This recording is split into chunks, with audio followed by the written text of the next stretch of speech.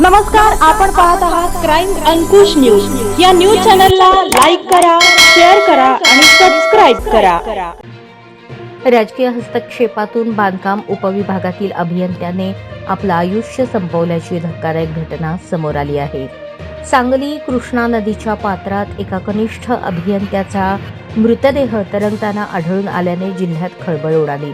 अवधूत अशोक वडार वय 27 असे मयत तरुणाचे नाव असून हा तरुण जत पंचायत समितीच्या बांधकाम उपविभागामध्ये कनिष्ठ अभियंता म्हणून नोकरीस होता।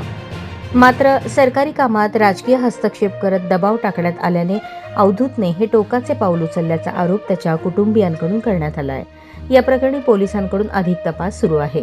मात्र हा घातपात असल्याची शंका अवधूतच्या कुटुंबियांनी व्यक्त केली। गेल्या 6 महिन्यांपासून जतमधील महिला माजी जिल्हा परिषद सदस्यांचा पती असलेले सुनील पवार, आमदाराचा पीए म्हणवणारा एकजण आणि जतच्या पंचायत समितीतील इतर कर्मचाऱ्याकडून अवधूतवर शासकीय कामात दबाव टाकला जात होता, असा आरोप अवधूतच्या कुटुंबियांनी केला आहे। अवधूत या दबावामुळे काही दिवसांपासून तणावात होता, तसेच त्याचे मानसिक संतुलन देखील बिघडले होते, असा आरोप अवधूतच्या चुलत्याने केला आहे। त्याच कारणातून अवधूतने एकतर आत्महत्या केली असावी किंवा त्याचा घातपात झाला असावा, असा संशय कुटुंबियांनी व्यक्त केला।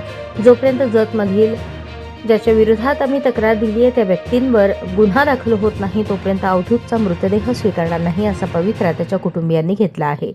सांगली शहर पोलीस स्टेशन हद्दीमध्ये सकाळी 10च्या सुमारास सांगली स्पेशल रेस्क्यू फोर्स आपत्कालीन पथकास कृष्णा नदीपात्रात नवीन पुलाखाली पुरुष जातीचा मृतदेह तरंगत असल्याची माहिती मिळाली होती। सांगली शहर पोलीस ठाण्याचे पोलीस अंमलदार यांनी मृतदेहाची पाहणी करून मृतदेह सांगली शासकीय रुग्णालय येथे पाठवून देण्यात आला।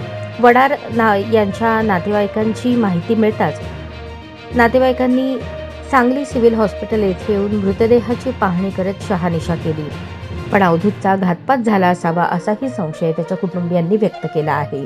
तसेच जतमधील ज्यांच्या विरोधात तक्रार दिली आहे त्यांच्यावर गुन्हा दाखल होईपर्यंत अवधूतचा मृतदेह स्वीकारणार नाही, असा पवित्रा देखील कुटुंबियांनी घेतला आहे।